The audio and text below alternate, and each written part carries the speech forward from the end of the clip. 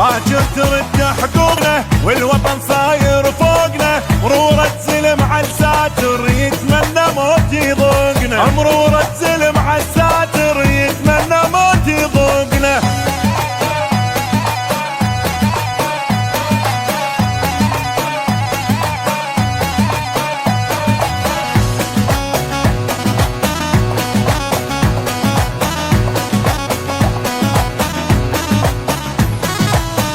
دير بالك لا تطب بيناتنا، احنا اخوة ونفهم حكاياتنا.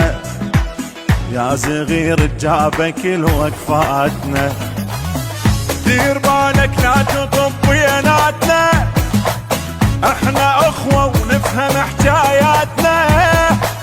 يا صغير تجابك كل وقفاتنا. لا زحمة عليك مدينا شيل ديك، الشعب يعرفنا زين حاشد لما نجي.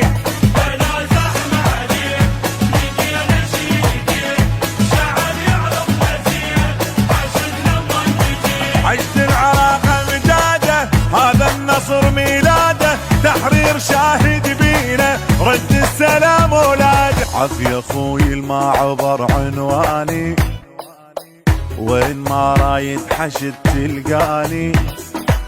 اني لازم ظهرك بذرعاني. عافية اخوي الما عبر عنواني، وين ما رايد حشد تلقاني. اني لازم ظهرك بذرعاني. يا تعريف الرجال اخذ قلبه وتعال، اخذ ماي العيون الك دم حلال. بسم الله الرحمن الرحيم.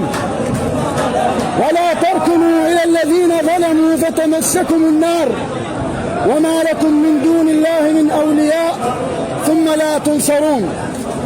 باسم الفقراء والمحرومين من أبناء الشعب العراقي، يستنكر أبناء محافظة المثنى السياسة الاقتصادية للحكومة الحزبية المقيتة الغير مدروسة، منها رفع الدولار وضرب الدينار العراقي الذي أثر سلبا على ارتفاع الأسعار بشكل مفاجئ، والذي أثقل كاهل المواطن.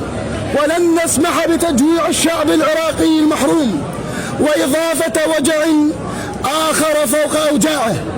لذا يتحتم على جميع من تقع عليهم مسؤولية ذلك أن يعيدوا النظر بمثل هكذا قرارات جائرة،